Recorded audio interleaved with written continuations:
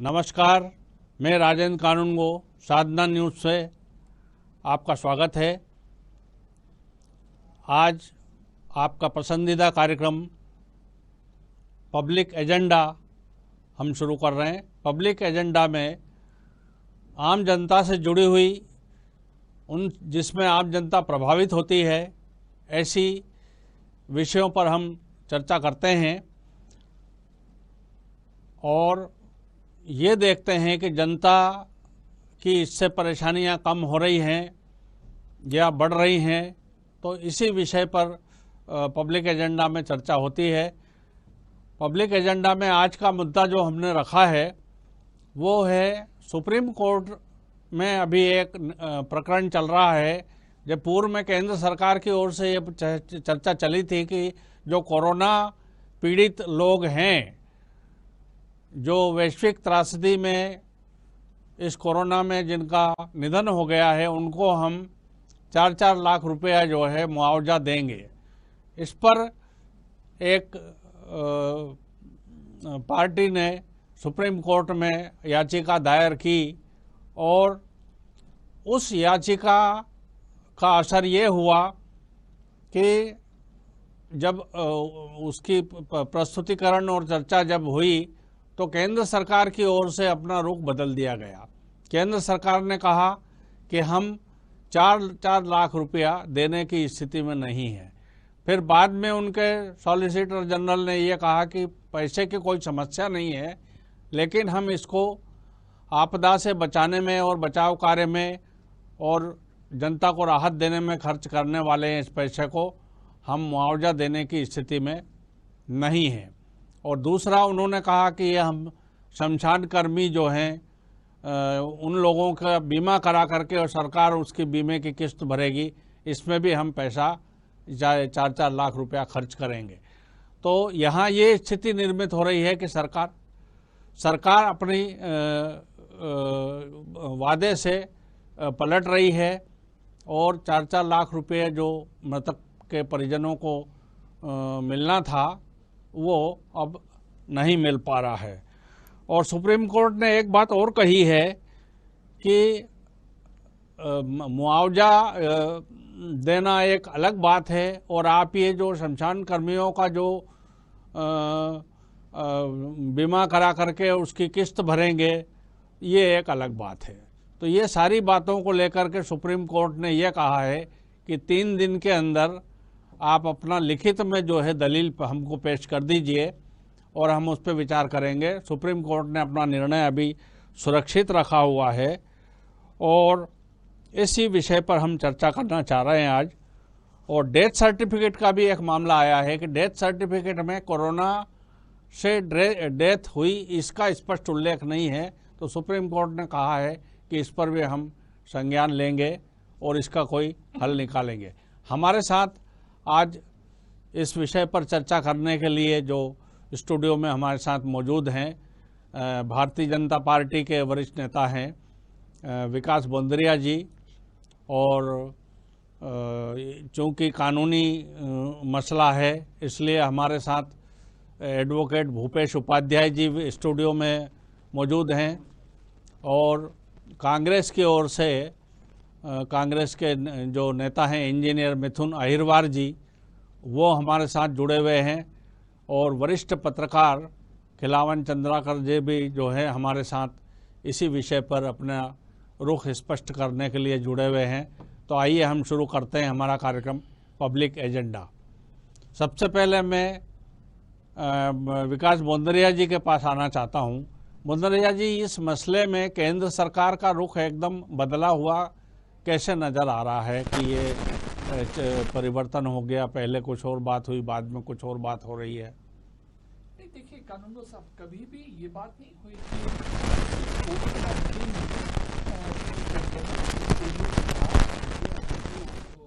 को प्राप्त होंगे उनके लिए कोई रिलीफ की बात, देखिए बड़ा स्पष्ट है। नेशनल डिजास्टर मैनेजमेंट एक्ट 2005 में बनाया क्यों गया? एक ऐसे डिजास्टर्स के में एक रूपता लाने के लिए। उस वक्त में लॉ एंड ऑर्डर के प्रावधान क्या रहेंगे, लोगों को सहायता पहुंचाने के प्रावधान क्या रहेंगे। 2015 में जब नेशनल डिजास्टर मैनेजमेंट एक्ट के तहत जो उसकी धारा 12 का आपने जिक्र किया, उसमें एक प्रोविजन है कि भाई आपको हताहत लोगों को सहायता पहुंचाना है। उसमें केवल मृत्यु का मुआवजा देना ही केवल अंकित नहीं है, उसका अभिप्राय ये है कि आपको जो भी जिस भी तरह के हताहत हो उन्हें सहायता पहुंचाना है। अब देखिए इस मामले में कोविड-19 में क्या मसला है। कोविड-19 में नंबर 1 हमें सबको सुरक्षित रखने के लिए, संक्रमण को रोकने के लिए सबको वैक्सीनेशन करना है, ये एक बड़ा मामला है, उसके ऊपर सरकार काम कर रही है। संक्रमण रोकने के लिए हमें लॉकडाउन्स लगाने पड़े थे, उसमें जिन लोगों को परेशानी हुई, खाने पीने की परेशानी हुई, वो सहायता प्रोवाइड करनी पड़ी, ट्रांसपोर्टेशन की परेशानी हुई, वो सहायता प्रोवाइड करनी पड़ी, मेडिकल इलाज, मतलब लगभग समझिए कि पूरे देश को इस वक्त में मेडिकल सुविधाएं प्रदान करने की जरूरत पड़ी, वो करनी पड़ी। जो लोग बीमार ग्रस्त हो गए उन्हें तो और ज्यादा सुविधाएं देनी पड़ी, तो वो करनी पड़ी। मेरा मकसद कहने का केवल इतना है, जो बात सरकार की तरफ से कोर्ट में भी कही गई है कि जो नेशनल डिजास्टर मैनेजमेंट एक्ट का जो मूल भाव है कि जो हताहत हो सकते हैं या हताहत हुए हैं उन्हें अधिकतम सहायता पहुंचाई जाए, उसके लिए सरकार लगातार काम कर रही है। क्या क्या उपाय करने चाहिए वो किए जा रहे हैं। और देखिए आज की तारीख में कहीं भी कोई सरकार का ये वादा, कोई आदेश, कोई नोटिफिकेशन इस संबंध में कभी नहीं रहा है कि जो लोग कोविड-19 की बीमारी से मृत्यु को प्राप्त हो रहे हैं उनके परिजनों को किसी तरह का फिक्स मुआवजा दिया जाना है। तो मुझे ऐसा लगता है कि ये सोचना और ये समझना निराधार होगा कि सरकार ने कोई बात कही और वो उससे पीछे हट गई। बिल्कुल आपने, मैं अब इंजीनियर मिथुन अहिरवार जी के पास आना चाहता हूँ, कांग्रेस के नेता हैं। मिथुन जी, मेरी आवाज आ रही है आपको? जी नमस्कार जी। बंदरिया जी की चर्चा सुनी अभी आपने, मेरी जो बात हुई उसके बाद बंदरिया जी ने, जो बीजेपी के नेता हैं, उन्होंने पक्ष रखा सरकार का। क्या कहना है इस मामले में आपका?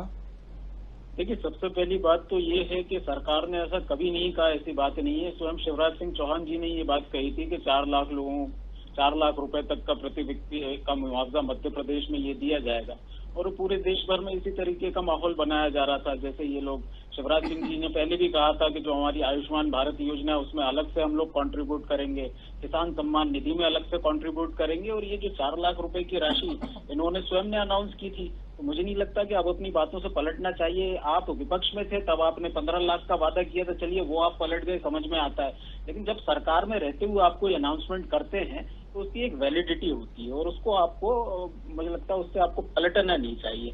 ये जो बात कही जा रही है कि पैंडेमिक काल में हमने बहुत सारी राहतें दी हैं, कैसी राहतें दी है, कौन सी राहतें दी? क्या हमने इस देश में नहीं देखा है कि ये जो लेबरर्स थे वो पैदल अपने अपने घरों तक गए? यदि आपने सुविधा दी होती तो वो पैदल नहीं जाते। आपने क्या इस बात को नहीं देखा कि कैसे लोग परेशान हुए ऑक्सीजन सिलेंडर्स के लिए, अस्पतालों में बेड्स के लिए, रेमडेसिविर के लिए, अपनी जान बचाने के लिए? यहाँ तक कि आप लोगों ने इस समय स्थानों में लाशें लाइन लगाई हुई थी लोगों के लिए, लोगों को शमशान तक में जगह नहीं मिल रही थी, कब्रिस्तान में जगह तक नहीं मिल रही थी। उस समय लोगों को राहत पहुंचाने के बजाय भोपाल नगर निगम ने जो शमशान में क्रेमेशन करना होता है उसका भी रेट बढ़ा दिया। हर तरफ महंगाई, हर तरफ लाचारी, हर तरफ बेरोजगारी। 40 सालों में, 45 सालों में सबसे ज्यादा बेरोजगारी कोविड काल के पहले हमने देखी। आप ये तो कह ही नहीं सकते कि कोविड काल में ही ये बेरोजगारी आई है। मेरा निवेदन है मिथुन जी की विषय जो है अपना 4 लाख रुपए वाला है, तो उस विषय पे अपन केंद्रित रहें कृपा करके। जी, मैं वही कह रहा हूँ कि सरकार का जो कहना है कि इनके पास पैसा नहीं है, अगर पैसा नहीं है तो ठीक है, आप पैसा अगर 20,000 करोड़ रुपए आप लोग सेंट्रल विस्टा प्रोजेक्ट के लिए दे सकते हैं, तो ये जो 4 लाख लोग हैं, 4.25 लाख लोगों की मृत्यु हुई है आधिकारिक आंकड़ों के अनुसार, इसमें अगर 4 लाख रुपए प्रति व्यक्ति देंगे तो आप ये 15,000 करोड़ रुपए के करीब कुछ आता है। तो 16,000 रुपए, जब प्रधानमंत्री जी 8,000 करोड़ का एरोप्लेन ले सकते हैं, जब वो स्वयं के लिए सेंट्रल विस्टा प्रोजेक्ट में अपना एक नया पीएम हाउस, नई संसद, नए भवन बनवा सकते हैं 20,000 करोड़ रुपए का खर्चा करके, तो 16,000 करोड़ रुपए की राशि जो आप अगर दे सकें इस प्रावधान के जरिए जनता में जो लोग जो लोग कोविड के कारण जिनकी मृत्यु हुई है, तो मुझे नहीं लगता सरकार पर बहुत बड़ा बर्डन आ जाएगा। आप तो स्वयं कहते हैं कि हम लोगों का जो खजाना है हमेशा खुला हुआ है, हम लोग पैसे के लिए रोने वाले लोग नहीं है।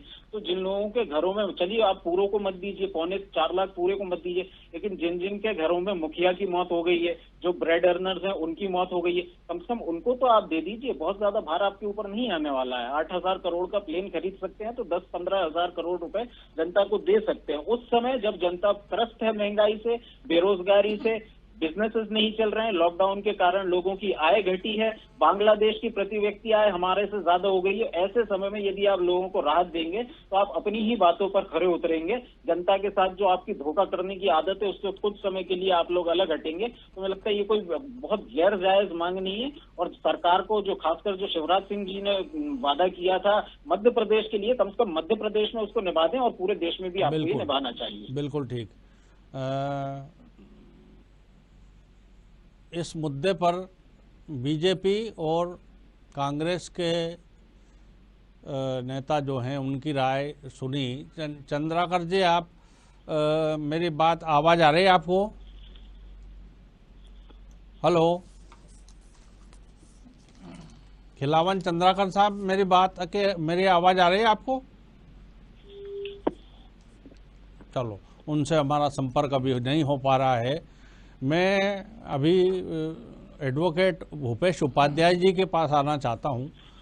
आप एडवोकेट हैं, आप ये बताएं कि इसमें न्यायालयीन स्थिति इस प्रकरण में क्या है और क्या हो सकता है, क्या होना चाहिए? कानूनगो साहब, इसमें मुख्यतः यह है प्रश्न कि जो आपदा संकट इस समय आया है उसमें कई परिवार ऐसे हैं जिनकी आर्थिक स्थिति बहुत दयनीय है। उनके परिजन जो इस घटना में जिनकी मृत्यु हो गई है, जो छोड़कर चले गए हैं, उनके सामने जीवन यापन का एक प्रश्न उत्पन्न हो गया है। इस विषय को केंद्र सरकार को, देश की सबसे बड़ी संस्था जो संसद कहलाती है, संसद के माध्यम से इस पर उचित निराकरण और व्यापक विचार विमर्श करके इस पर एक निर्णय किया जाना था।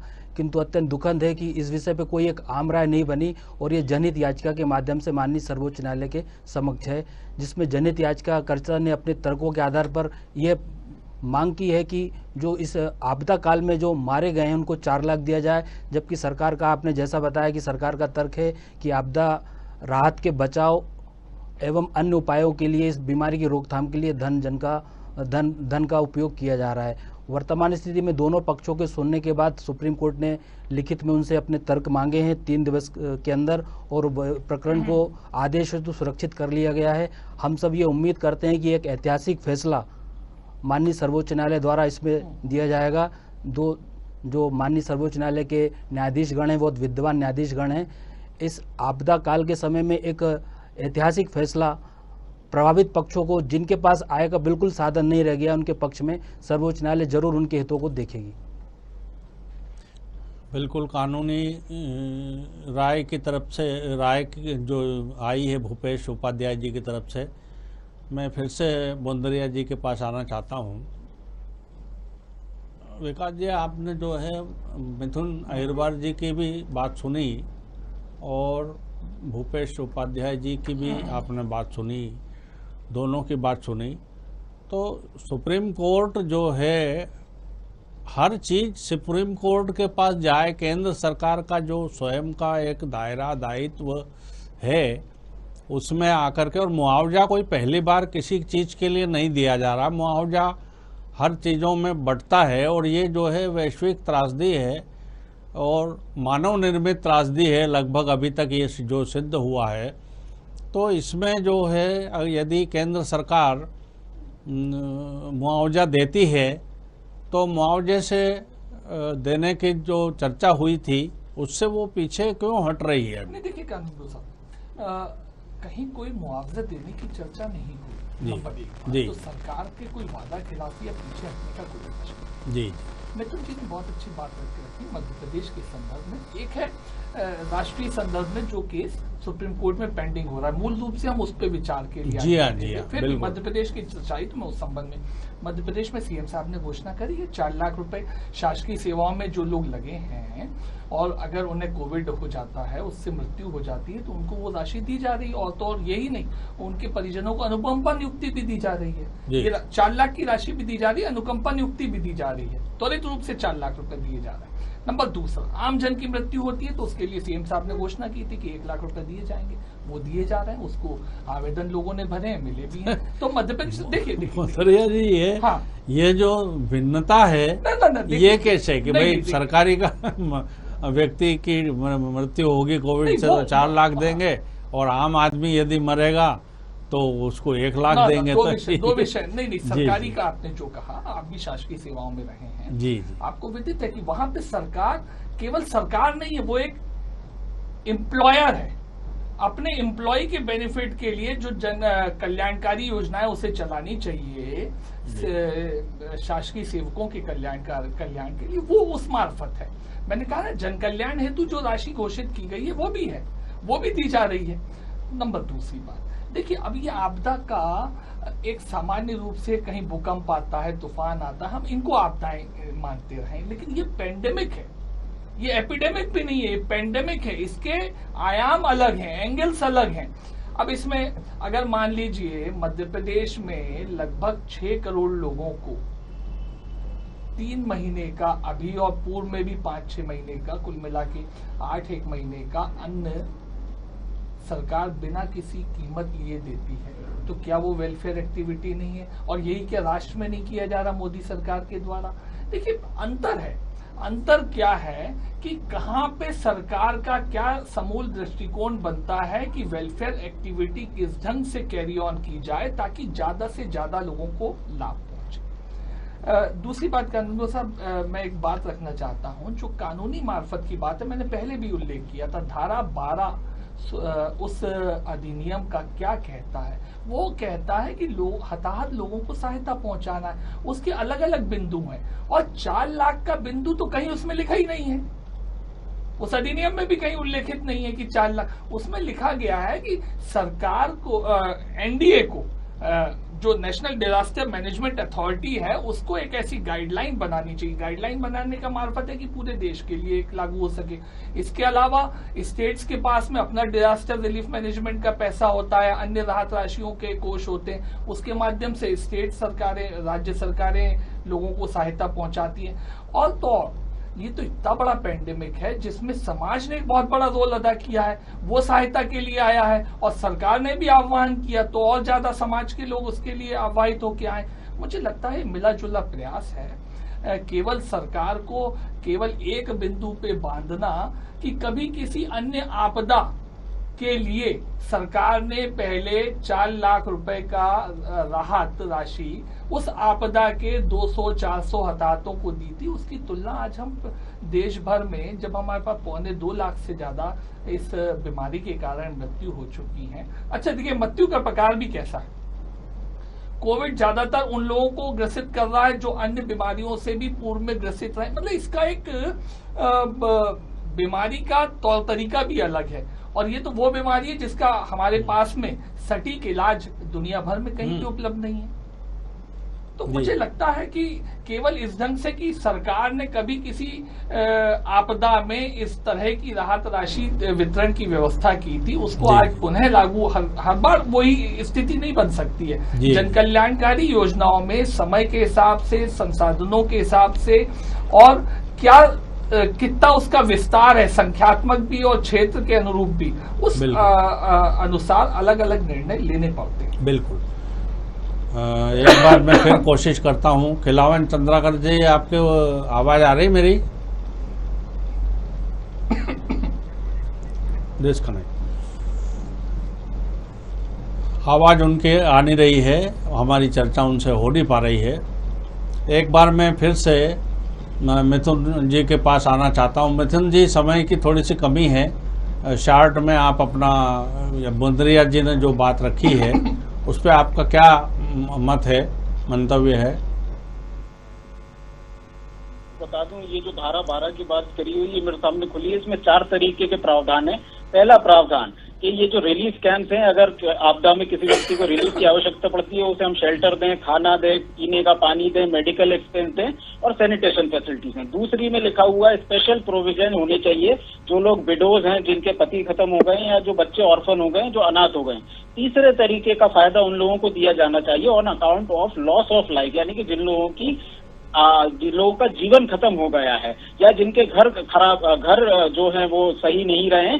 या चौथा प्रावधान such other relief as may necessary, मतलब जिस भी तरीके की हमको आवश्यकता पड़ती है ऐसे लोगों को धारा 12 के तहत रिलीफ दिया जा सकता है। तो ये बात बिल्कुल गलत है कि कोई व्यक्ति मर जाता है उसके लिए एक मिनिमम अमाउंट की कोई प्रावधान नहीं है। प्रावधान है, चलिए आप 4 लाख रुपए की सीमा से यदि सहमत नहीं है, अगर आपका ये कहना है कि 16,000 करोड़ रुपए इस देश के लिए आप नहीं दे सकते हैं, तो आपको कम से कम ये तो बताना चाहिए कोर्ट में कि मिनिमम आप एक गरीब की मृत्यु पर कितना देना चाहते हैं। ये तो कोई बात नहीं है जो आप कह रहे हैं कि ऐसा कोई प्रावधान नहीं है। सरकार जब रेल एक्सीडेंट हो जाता है उसमें आप लोग मुआवजा देते हैं, कोई व्यक्ति डूब के मर जाता है उसमें मुआवजा देते हैं। तो दुनिया का सबसे बड़ा जो पैंडेमिक है, दुनिया की सबसे बड़ी जो आपदा इस समय हम लोग झेल रहे हैं, वो लगता है इसमें सरकार को अपने हाथ पीछे नहीं खींचने जाने चाहिए। जो सरकारी लोग हैं उनको ऑलरेडी बहुत सारे ऐसे नेट्स रहते हैं जिससे वो लोग कवर्ड रहते हैं। जो गैर सरकारी व्यक्ति हैं उसकी तरफ भी आपकी भावना होनी चाहिए। और जो पीएम केयर्स फंड है उसमें जो अरबों रुपए का आपने चंदा लिया है, इस चंदे को आप डिसबर्स करिए। जनता को सबसे ज्यादा पीएम केयर्स फंड के तहत इसकी आवश्यकता आज है। ये आप करेंगे तो इस समय कोरोना के काल में लोगों को राहत मिल पाएगी। बिल्कुल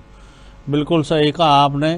एक तो निश्चित है कि जो कोरोना से जिनकी मृत्यु हुई है उनको मुआवजा जो है वो मिलना चाहिए। ये मुआवजे की बात जो है वो कानूनन जो है वो ये सही प्रतीत होती है। अब इसमें कितना मुआवजा मिलना चाहिए और किस तरीके से वो मुआवजा वितरित होना चाहिए, अब चूंकि सुप्रीम कोर्ट में मामला लंबित है और सुप्रीम कोर्ट ने 3 दिन का जो है समय मांगा है, समय दिया है उन दोनों या तीनों जो भी पक्ष उसमें हैं सबको कि आप हमारी लिखित में दलील अपनी प्रस्तुत कर दें। तो हम आशा करते हैं कि उसके हिसाब से सुप्रीम कोर्ट निर्णय करेगा। आखिरी में मैं भूपेश उपाध्याय जी की राय और लेना चाहता हूं इसमें, बिल्कुल शॉर्ट में आप क्या कहना चाहेंगे इस मुद्दे पर? राजेंद्र जी, वर्तमान में बिहार सरकार है वो कोरोना मृत्यु में अपने नागरिकों को 4 लाख रुपए दे रही है। मैं आपके दर्शकों को बताना चाहता हूं कि बिहार की राज्य सरकार ने कोरोना काल में जो भी मृत्यु हुई है उसमें कोई भी भेदभाव न रखते हुए प्रत्येक मृतक परिवार को 4 लाख रुपए उनको दे रखा है। और उनकी भी बिहार राज्य सरकार की भी केंद्र सरकार से मांग है कि वो पैसे जो हैं वो राज्य सरकार को दिए जाएं। वो किस रेशो में वो आपस में बैठ के उनका कहना है। और अंत में सिर्फ मैं यही कहना चाहता हूं कि सुप्रीम कोर्ट को जरूर ऐसे वर्गों को जरूर देखना चाहिए जिनकी मृत्यु के कारण उनके परिवार में भरण पोषण की भयंकर संकट उत्पन्न हो गया है, चाहे वो बीपीएल के हो, कोई क्राइटेरिया बना दिया जाए। लेकिन ये बहुत अच्छी बात है उपाध्याय जी की बात, और सरकारें कर भी रही हैं काम। बच्चे जो अनाथ हो गए हैं उनके पालन पोषण, पढ़ाई लिखाई सबकी व्यवस्था सरकार ने अनाउंस कर दी है और काम भी चालू हो गया। बिल्कुल। तो दोनों पक्ष, कांग्रेस और बीजेपी के पक्ष को हमने सुना, कानूनी पक्ष भी हमने जाना। अब इसमें 3 दिन का जो समय है उसके पश्चात सुप्रीम कोर्ट, क्योंकि फैसला उन्होंने अभी लंबित रखा हुआ है, सुप्रीम कोर्ट क्या निर्णय लेती है। लेकिन जो भी निर्णय ले ये जनमानस से जुड़ा हुआ और उनको सहायता पहुंचाने वाला होना चाहिए। ये आम जन की जो परिवार अपने बंधु बांधवों को खो चुका है उनकी ये इच्छा रहेगी। हमारे साथ सब लोग भूपेश उपाध्याय जी, बोंदरिया जी, खिलावन चंद्रकार जी और मिथुन अहिरवार जी जुड़े, उन सब का बहुत बहुत धन्यवाद। अंत में मैं ये कहना चाहूँगा कि मास्क लगा के रखें, सैनिटाइज करते रहें और सोशल डिस्टेंसिंग रखें, इसका पालन करें। और मुझे इजाज़त दीजिए और बने रहिए साधना न्यूज़ के साथ। नमस्कार।